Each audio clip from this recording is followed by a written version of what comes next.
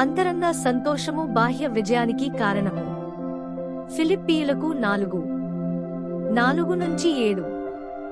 4 ఎల్లప్పుడునూ ప్రభువునందు ఆనందించుడి, మరల చెప్పుదును ఆనందించుడి. 5 మీ సహనమును లేక మృదుత్వమును సకల జనులకు తెలియబడనీయుడి, ప్రభువు సమీపముగా ఉన్నాడు.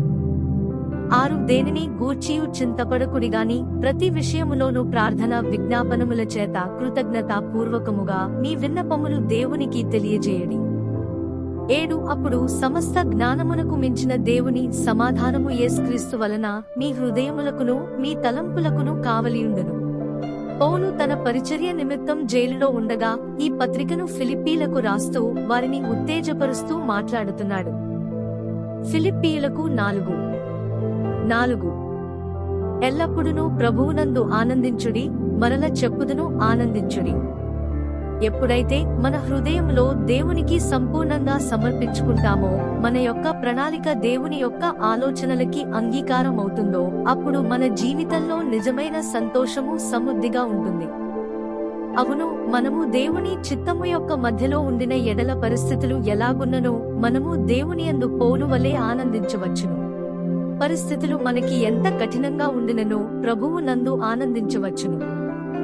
ఆయనను స్తుతించు ప్రభువైన యేసుక్రీస్తును ఘనపరచవచ్చును.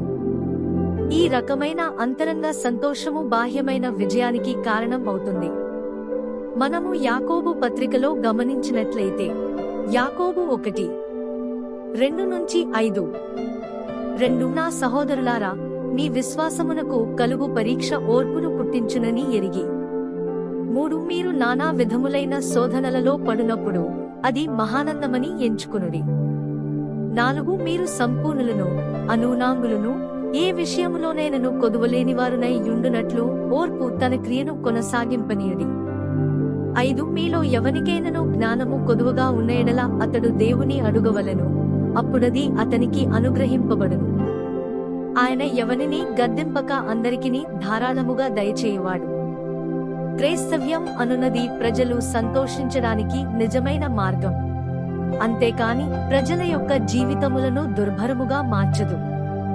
యేసుక్రీస్తుకి చేసే పరిచర్య కూడా అత్యంత సంతోషకరమైనది. క్రైస్తవ జీవితంలో అంతరంగ సంతోషము బాహ్యమైన విజయానికి కారణమగును. ఆనందము అనున్నది ప్రతి క్రైస్తవుని యొక్క గురుతయున్నది. ఆనందం అనగా కేవలము సంతోషము మాత్రము కాదు, సరదాగా ఉండుట మాత్రం కాదు, గాని దేవుని యొక్క నిజమైన చిత్తమును కలుసుకునుటయున్నది. ఏలైనగా ఆత్మ తనను సృష్టించిన దేవునియందు ఆనందించుచున్నది.